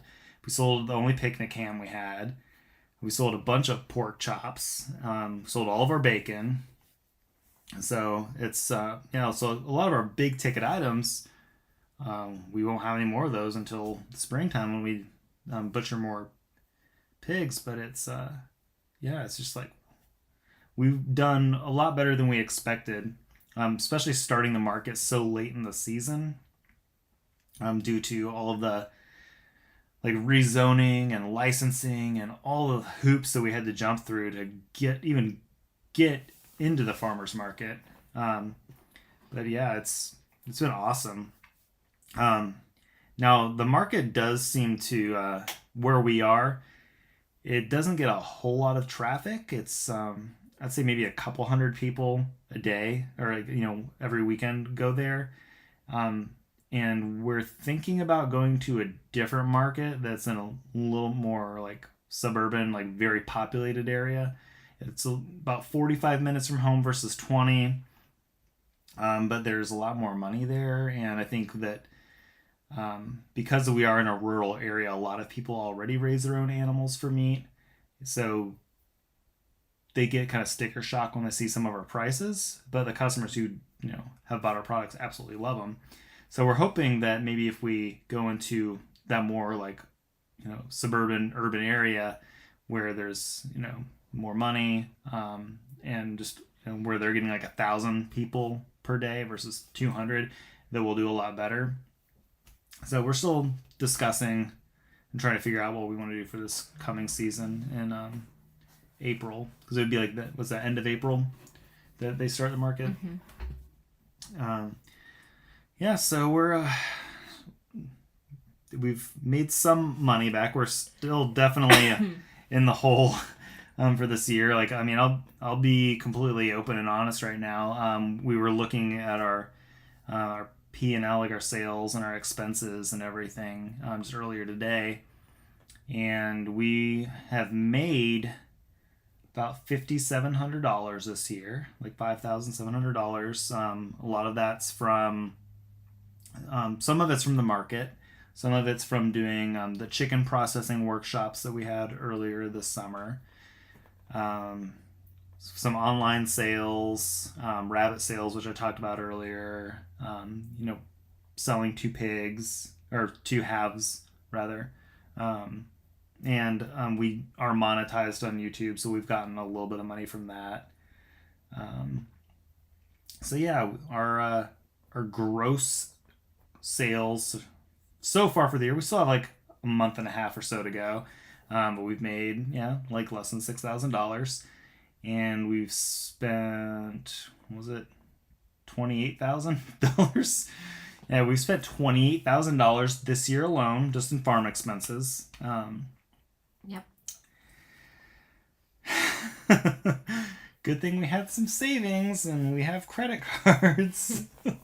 You don't get rich farming, No. especially not in the beginning. No, just lumber for various projects, and fencing, and soil deliveries, and seed, and feed, because feed is super expensive. Buying livestock, buying diesel for the tractor, soap materials, paying for our website. Like, we have had to pay for hosting and for the domain, and paying commissions on credit card sales. Paying for licensing and paying for all the rezoning and paying all the other things that we've paid out. We had to pay $300 just to get our farm zoned agriculture, because for whatever reason, when we bought 25 acres of trees, it was zoned as a rural residential, and we couldn't have an agricultural business on a rural residential property. So money for that, like our state business license, our county business license, our mobile meat license, paying to be at the farmer's market every week, which isn't a whole lot. Running a business is expensive. Yeah. I knew it was going to be expensive, and the pandemic has definitely made it way more expensive than had we started this a few years earlier. And we came up with the idea in 2019, and our business plan was great based on 2019 prices. But when things have doubled or tripled in cost, and maybe we can sell our items for a little bit more, but we also feel kind of bad about selling for as much as we do already. We don't want to raise prices if we can avoid it, just because people deserve to be able to feed their family good food and not have to go out of their budget and make sacrifices everywhere just to be able to eat good food and good quality food. And so, we want to keep things low where we can, but some of the expenses that we've had to put out will be more one-time expenses, things that we won't have to keep putting money into. We have reached out to the USDA about some funding and some help with some things. So hopefully we'll start hearing back about some of that soon, and hopefully that will get us in a place where we can do more and make more money and do better for the community, feed more people, and be able to keep prices at a affordable rate for them. Yeah, I mean, with that said, our prices will never be the same as the grocery store prices because we're not selling the same product. It's not comparing apples to apples by any means. It's like comparing a Kia to a Rolls Royce. They can both get you from point A to point B, and a Kia's gonna get you there reliably most of the time.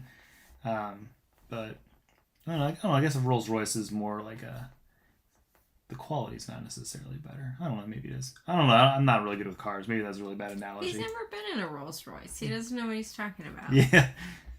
But it's a very different product, even though it's still pork or chicken or eggs. It's just the amount of time and effort and care and everything that go into what we do. It yields a completely different product than what you're going to get at the grocery store. So we can afford to, or we can charge more because it is a different product. But we can do it because we know that it's a quality product and that there's not going to be pesticides or antibiotics or a bunch of things that people don't want to feed their family.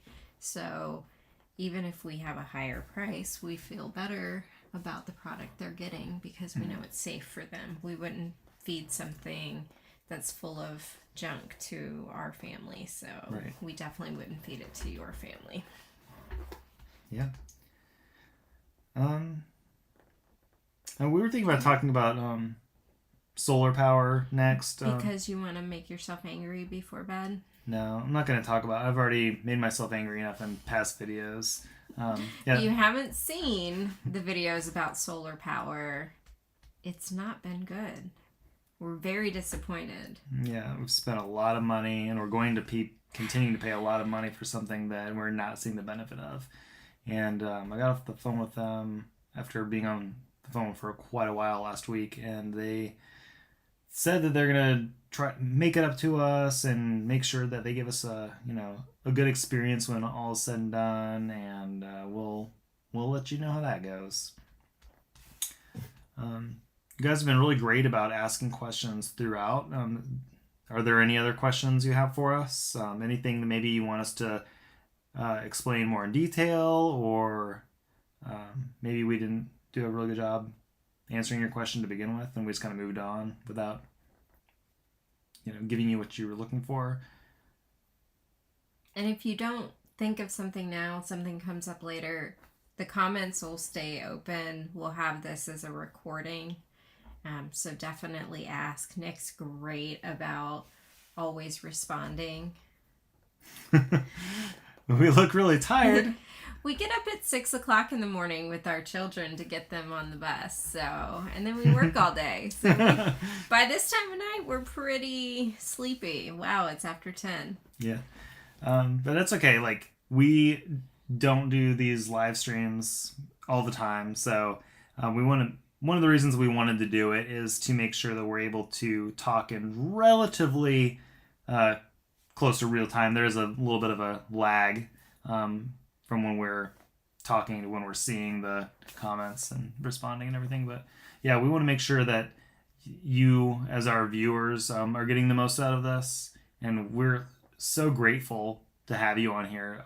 It really means a lot to us because I've been really passionate about this channel since I first started it, and I put a lot of time and effort into it, and it's so great that we have people like you that comment on our videos and ask us questions because it really encourages me to keep going.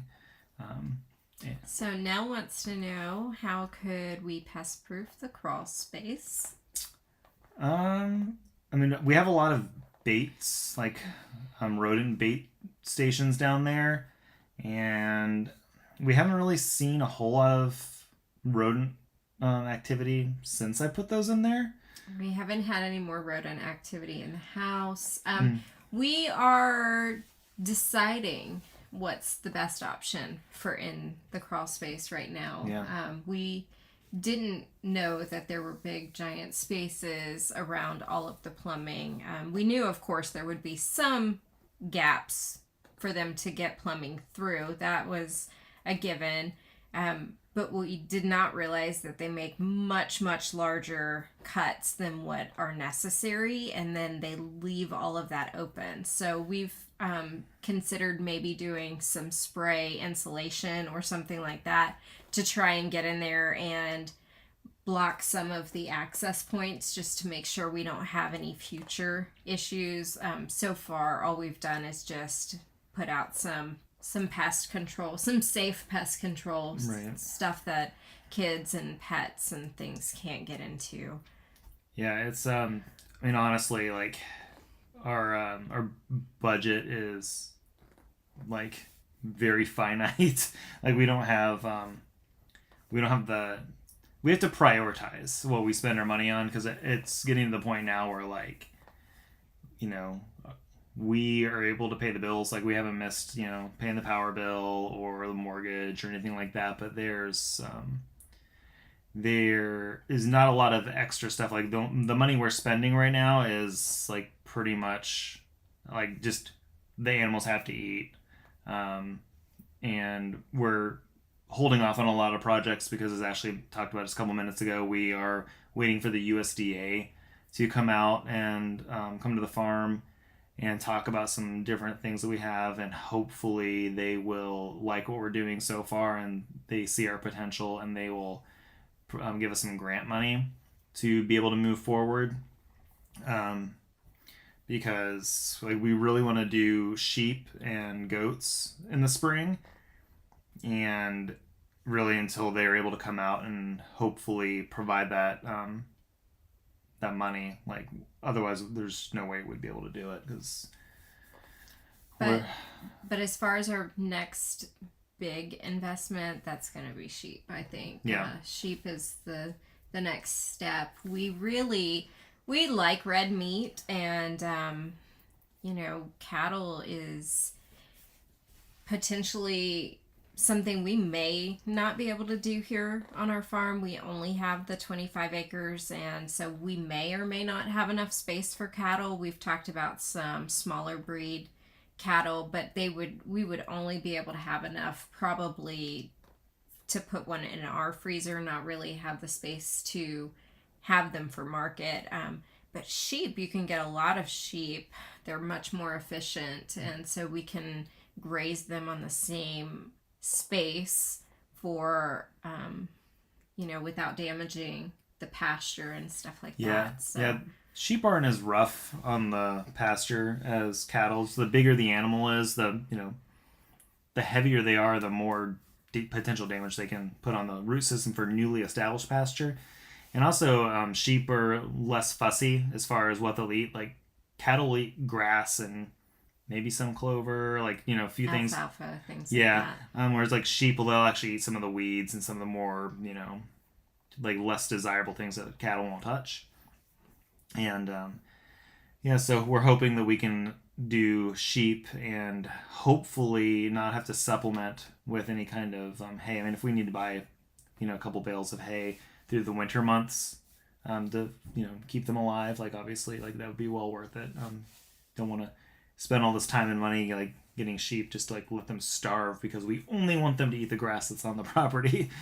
But yeah, I mean, I think sheep is the more economical and smart thing to do, because especially if you're breeding, like cows, you have to wait until they're at least like about a year and a half old, 2 years old before they can start breeding, and then they gestate for 9 months, and then when a baby's born, you have to wait 2 years before they're butchered. So like, I mean, it's years from the time you get started with calves, or even if you get a pregnant, like a bred cow onto the farm, it's you're looking at almost 3 years before you see any kind of return on your investment. Mm-hmm. Whereas with sheep, they're able to breed once they're about 5 months old. They gestate for about 4 months, and then the babies are like 4 to 6 months old when they go to the butcher. So like within a year, you're already like seeing a return on your investment. And as Ashley just said, you can get a lot more of them in the same amount of space. I mean, they are smaller animals, but you can sell them for way more per pound than beef. Like maybe like double or triple. Just kind of depends on the market. And then we would also like to put some goats in there in that same area once we have the infrastructure, the fencing for sheep. We plan on putting some goats in the same area, and we will do some for meat, but a lot of them will be for dairy, and that will be just for us, for our own consumption. Right, because again, like something we've realized is like everything that you want to sell to the public, you have to have a different license for that costs money, and there's more equipment and more infrastructure and inspections. And I mean, there's a reason most mega farms do one product. Like even cattle farms, like they are a beef cattle or they're dairy cattle. Very rarely are they both, just because the time and equipment and licensing and inspections and everything is just, it's more efficient to do one product in one product alone. What we're doing is kind of like homesteading on a larger scale, because we want to be able to be like a one-stop shop for people. Like we want to be able to have a relationship with our customers and be able to give them a huge percentage of their grocery needs, and knowing that they can trust us. They can come out to the farm and see our practices in person, with an appointment. Just don't show up unannounced. We might put you to work if you do. In that case. So we want to make sure that, we're doing a little bit of everything to be self-sufficient, because we don't want to eat just one thing. We don't, like, as much as, Ashley loves cheese, like, she can't survive on cheese alone. But can't she? Yeah. I bet I could.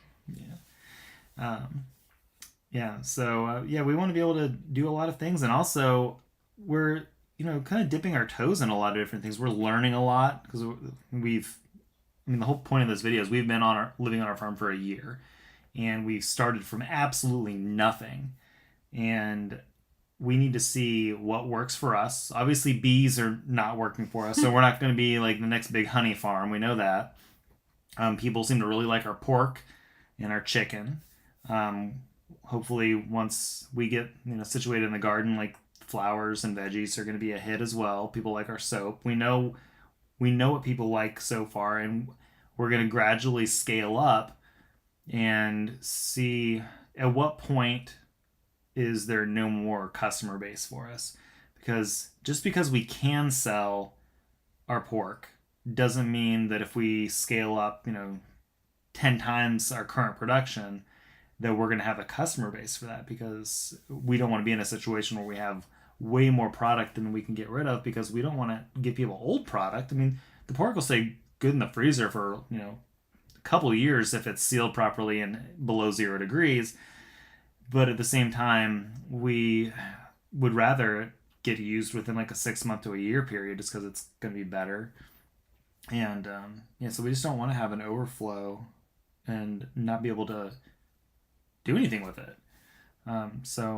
This is, it's going to be several years before we really know what our niche is and know what our long-term thing is. I mean, honestly, kind of our 10-year plan is to be more of a learning institution than anything, because obviously through this channel, we really like sharing our experiences and what we've learned. And we want to be able to have people come to our farm and have like a really real conversation and learn from somebody who's just, who's done what they're just now starting to do or what they're interested in starting, and, go through the cost of things and what have we found to be the most efficient and affordable way to get started, and what is necessary, what is not necessary, and just really teach skills like self-sufficiency and survival skills for anybody who's interested in doing like homesteading, or even if you want to get started farming, on a smaller scale like what we do, and you don't have any experience, just like learning from a couple people who've been doing it for a decade. Because, like I said, this is like our 10-year plan. And hopefully, we've learned a lot more than what we know now in the next 9 years.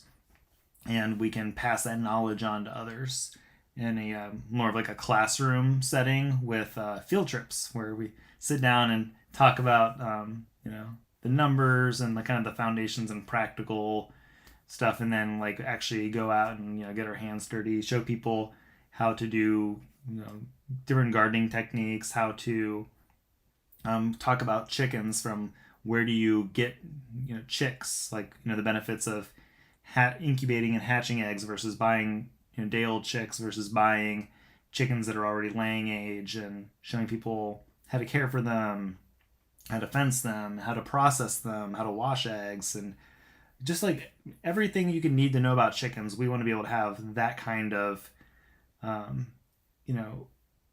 classroom setting to do that. And then pigs and aquaponics, hydroponics. So we'd love to be able to get to the point where every weekend we're hosting workshops where people come to the farm and provide meals. Like for we might have an 8-hour workshop where you come in and we have a lunch break and we get to enjoy like a farm fresh meal together, with things that are only sourced here at the farm.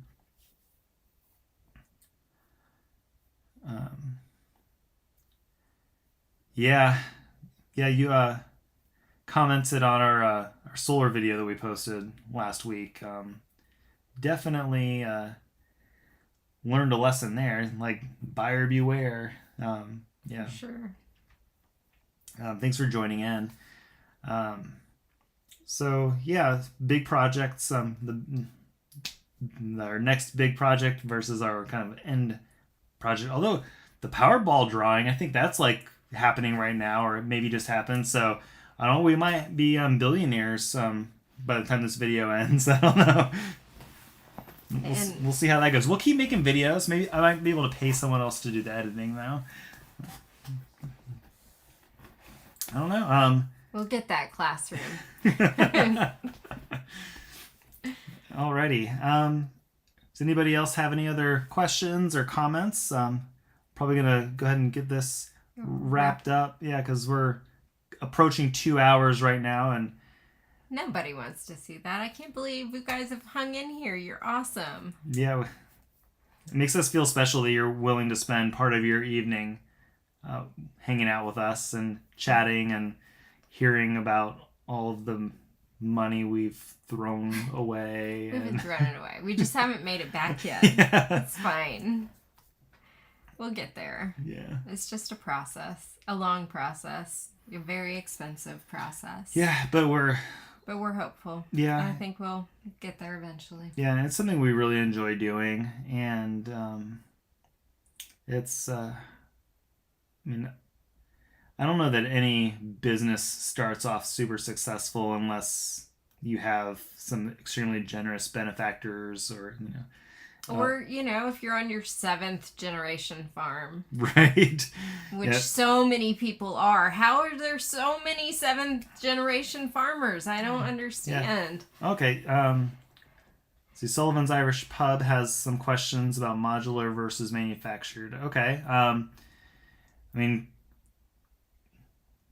So modular homes versus manufactured homes. Like, a modular home is essentially they bring in pre-built pieces of home, and then construct it on site. Versus manufactured homes are fully constructed inside a climate-controlled building, and then they move them to the location and then just do some final setup. Like in our case, our home came in 2 pieces, so they basically just had to push them together and seal them at the seams. There are benefits to both. Modular homes typically look more like a site like built a site built home. home, like you have more than just like a rectangle option. You can have different stories. Yeah, and we looked into them. They were more expensive, but the reason we chose the home that we did was because we needed 5 bedrooms and 3 bathrooms, and we could not find a single company local to us that had a modular home with that many bedrooms and bathrooms. No matter the cost, they didn't have one at all. Yeah, we have 4 kids, and they're all younger, and so this is our starter home on this property. We do have future plans to have a site built home later in the future when the children are older, and that way we have a place that we can live and retire, and if we ever retire, we will be here on the farm, but it'll be in a different location up on the ridge, giving us the view that we want and things. But this was the best way to get us where we wanted to be to get started as soon as possible. That would provide the space that we needed for our family. We won't always need 5 bedrooms, but we do for now, and we wanted to be able to make something work. Yeah, and also, I mean, this home won't be vacant even when we do, hopefully at some point, get a site built home towards the back of our property with a better view. Our kids, when they're in college or even after college, if they want to like rent out, their rooms while they're in school, or if they want to get with some friends and rent out the whole place, like that would be great. And we might get to a point where we have employees that part of their benefits package could be we have a home for them on the job room site. And board, and then some. Yeah. So. I mean, we get Airbnb. I mean, there are a lot of different opportunities. Just kind of depends on what the future holds. Like, we're not set with exactly what we're going to do because we don't really know what's going to happen in the future. I mean, we might never get to a place where we can move out of this home, and we'll be here, and hopefully we can take good care of it, and it'll last, for another 40, 50 years.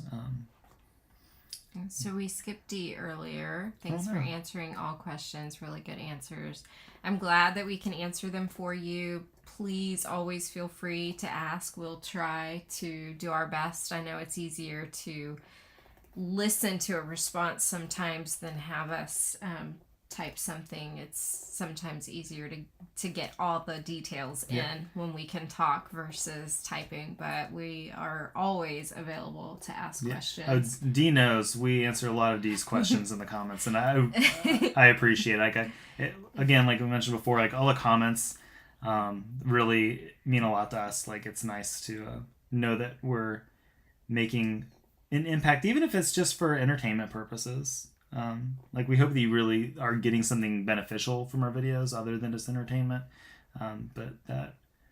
We really appreciate the fact that so many people watch our videos. More than, I mean, of course, I had dreams of, going viral and having millions of subscribers and making more money on YouTube than we do with all of our farming endeavors combined. Maybe one day, but I mean, honestly, just the few views that we do get have made a positive impact financially. So we're really grateful that YouTube has been here for us. It was a bit of a struggle to get monetized. We got denied a couple times for whatever reason, and had to actually talk to like an actual person and not a robot. But then to like look at the channel and realize that we don't have any kind of inappropriate content on our channel, so that they finally approved it. So looking to get my double wide moved from Hinesville and move it to Darien. I mean, if you already have a home that's in a good condition to move it, there's absolutely no reason not to. It obviously costs money.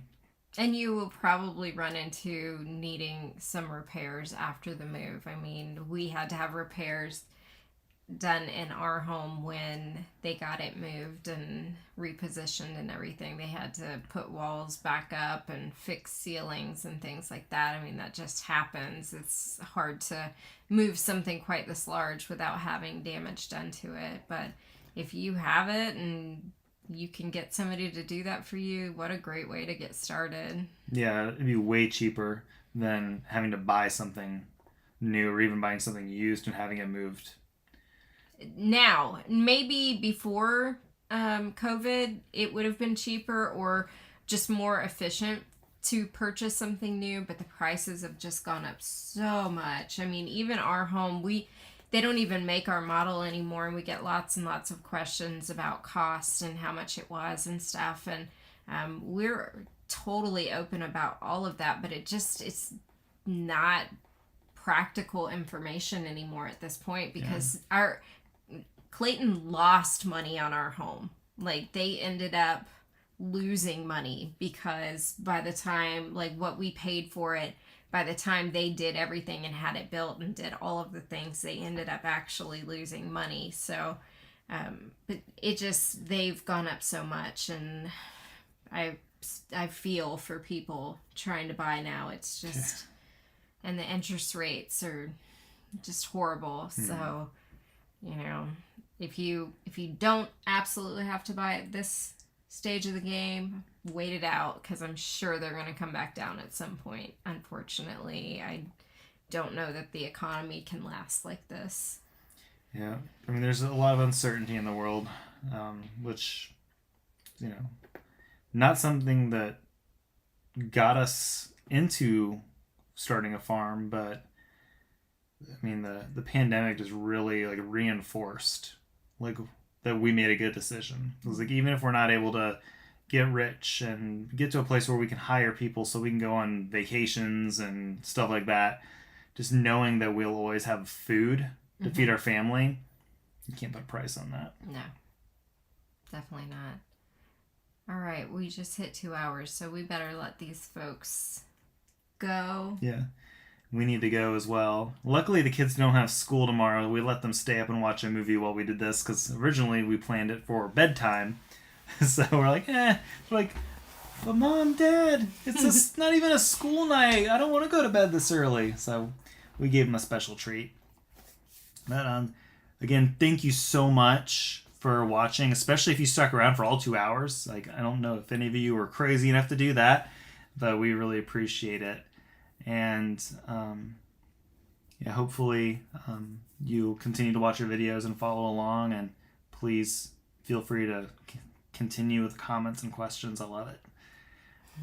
Definitely. Yeah.